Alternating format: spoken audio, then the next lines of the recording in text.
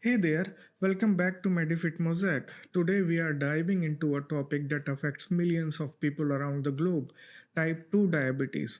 Despite its prevalence, there is a lot of confusion surrounding what it actually is, how it develops, and how to manage it effectively. So, if you have ever wondered what the ins and outs of this condition, you are in the right place. Today, we are breaking down everything you need to know from the basics to the lifestyle changes that can make a real difference. Let us dive in. First thing first, let us start with the basics. What exactly is type 2 diabetes? Type 2 diabetes is a chronic condition that primarily affects how your body metabolizes sugar or glucose, which is your body's main source of fuel. Under normal circumstances, when you eat, your body breaks down carbohydrates into glucose, which then enters your bloodstream. The pancreas releases insulin, a hormone that acts like a key, allowing glucose to enter the cell and to be used for energy. But in type 2 diabetes, this system doesn't work as it should. The cells in your muscles, fats, and liver become resistant to the action of insulin, meaning they don't respond to insulin as effectively. As a result, your pancreas has to work harder to produce more insulin to help glucose enter your cells. Over time, pancreas can't keep up with the increased demand, leading to elevated levels of glucose in the blood, what we refer to as high blood sugar level. High blood sugar levels can cause a wide range of problems if not managed properly. It can lead to damage in various parts of body including nerves, blood vessels and organs. This is why understanding and managing type 2 diabetes is so crucial. Unlike type 1 diabetes, which is an autoimmune condition and often appears suddenly, type 2 diabetes develops gradually over time and is strongly associated with lifestyle factors. Now that we have covered what type 2 diabetes is, let us dive into what causes it and the risk factors involved. Type 2 diabetes is a complex condition influenced by mix of genetic, environmental and lifestyle factors. Let us break these down. Number 1 is insulin resistance. This is the core issue in type 2 diabetes. Insulin resistance occurs when your body's cells, primarily in the muscles, fats, and liver, don't respond well to insulin. This means glucose is less effectively taken up by the cells, leading to higher blood sugar levels.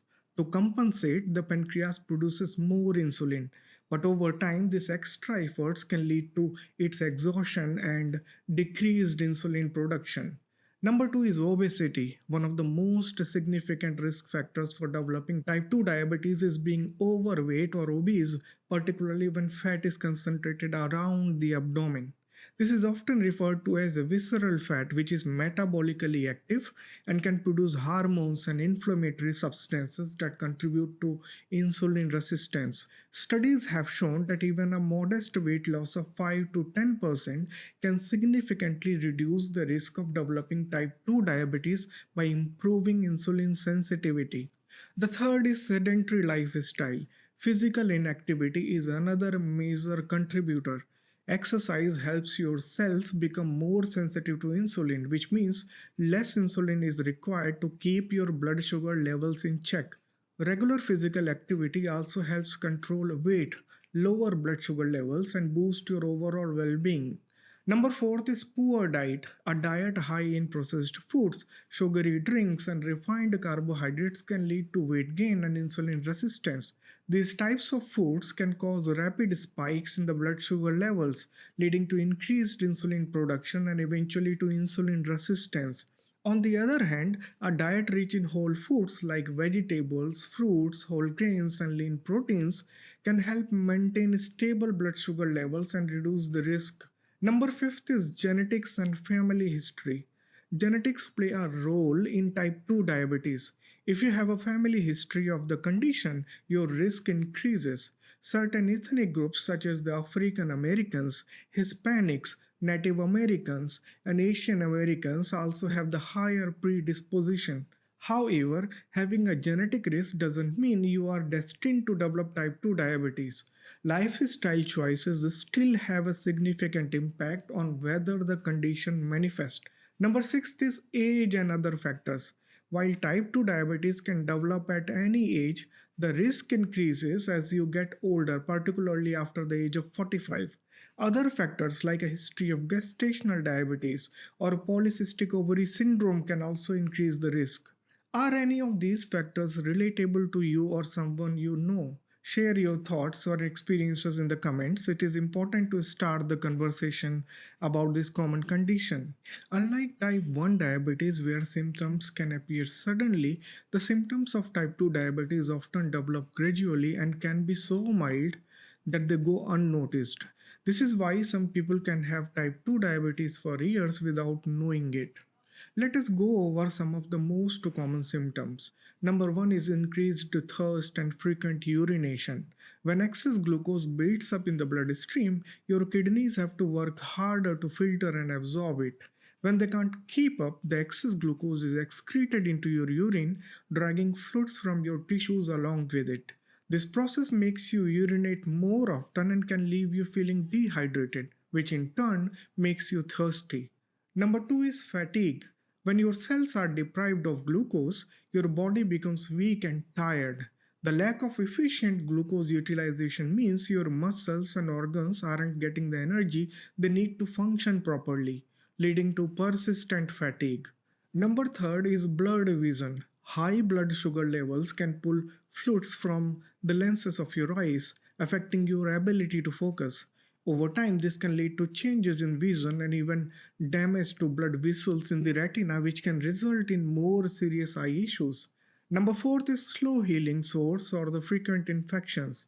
Elevated blood sugar levels can impair your body's natural healing process and its ability to fight infections. This can result in slow healing cuts and sores, particularly on the feet, as well as frequent infections like urinary tract infections or the yeast infections. Number fifth is unexplained weight loss or gains.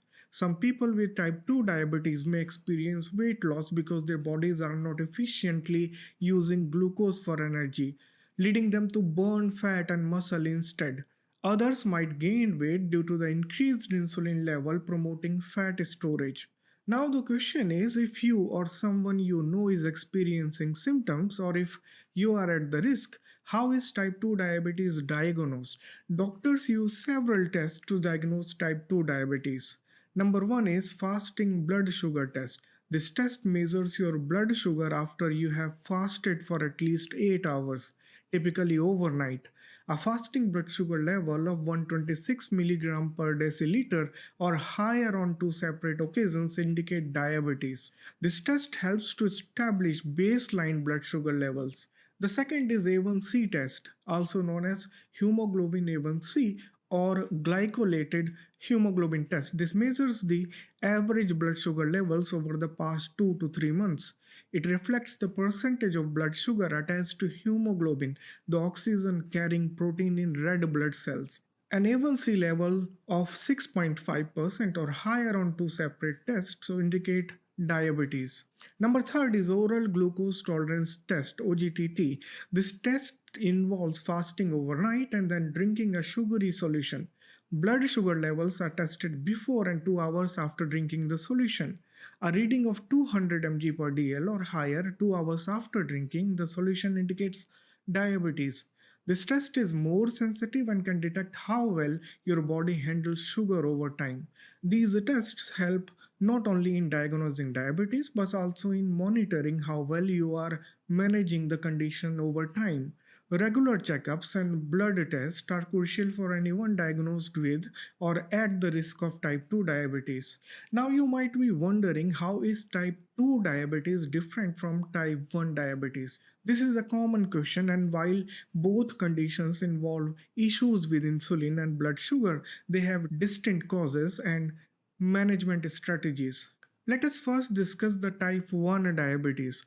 This is an autoimmune condition where the body's immune system mistakenly attacks and destroys the insulin producing cells in the pancreas. As a result, people with type 1 diabetes produce little to no insulin and must take insulin injections or use an insulin pump to manage their blood sugar levels. It is typically diagnosed in childhood or early adulthood and isn't related to lifestyle factors. Currently, there is no cure for type 1 diabetes. Now let us discuss the type 2 diabetes. In contrast, type 2 diabetes is primarily related to insulin resistance and is influenced by lifestyle factors such as diet, physical activity, and weight. People with type 2 diabetes may still produce insulin, but their bodies don't use it effectively. Over time, the pancreas may also produce less insulin. This form of diabetes can often be managed with lifestyle changes, including diet and exercise, and in some cases, medication or insulin therapy may be necessary. The key takeaway here is that type 1 diabetes is an autoimmune condition where the body can't produce insulin, while type 2 diabetes is largely related to how the body uses insulin. Now, let us discuss the treatment and the management of type 2 diabetes. Management of type 2 diabetes effectively involves multiple approaches, including lifestyle modifications and, if necessary, medication. This goal is to maintain blood sugar level within a target range and prevent complications. Number one is diet. What you eat plays a crucial role in managing type 2 diabetes. Focus on a balanced diet that includes a variety of nutrient rich foods. Emphasize whole foods like vegetables, fruits, whole grains, lean proteins, and healthy fats. These foods have a low glycemic index, meaning they have a slower impact on blood sugar levels. Limiting your intake of refined carbohydrates, sugary drinks, and processed foods is essential as they can cause rapid spikes in blood sugar. Consider working with a dietitian to develop a meal plan that is tailored to your individual needs. The plate method is a simple way to plan meals. Fill half of your plate with non-starchy vegetables, one quarter with the lean protein, and remaining quarter with the whole grain or starchy vegetables. Number two is exercise. Physical activity is another cornerstone of type 2 diabetes management. Regular exercise helps your muscles use glucose more effectively, which lowers blood sugar levels and increases insulin sensitivity. Aim for at least 150 minutes of moderate intensity exercise per week, such as brisk walking, swimming, or cycling. Incorporating strength training exercises a few times a week can also help build muscle, which improves glucose metabolism. Before starting any new exercise routine, it is a good idea to talk to your healthcare provider, especially if you are on medications that can lower blood sugar levels. Number third is weight management. If you are overweight, losing even the small amount of weight, about 5 to 10% of your current body weight, can significantly improve insulin sensitivity and help manage blood sugar levels. This can be achieved through a combination of a healthy diet and regular physical activity. Number fourth is medications. In some cases, lifestyle changes alone aren't enough to control blood sugar levels, and medication may be necessary. The most common medication for type 2 diabetes is metformin, which works by reducing glucose production in the liver and improving the body's sensitivity to the insulin. Other medications such as sulfonylureas, DPP-4 inhibitors, or SGLT2 inhibitors may also be prescribed depending on individual needs. Number fifth is insulin therapy. While many people with type 2 diabetes don't need insulin therapy initially, some may eventually require if other treatments aren't sufficient enough. Insulin therapy involves injecting insulin to help manage blood sugar levels. There are different types of insulin ranging from rapid acting to long acting, and your healthcare provider can help determine the best regime for you. Managing type 2 diabetes is a lifelong commitment that requires ongoing attention and care. The good news is that with the right strategies, you can effectively manage your condition and reduce the risk of complications. There you have it, a comprehensive guide to understanding type 2 diabetes. We have covered what it is, what causes it, how to recognize the symptoms, and the steps you can take to manage it effectively.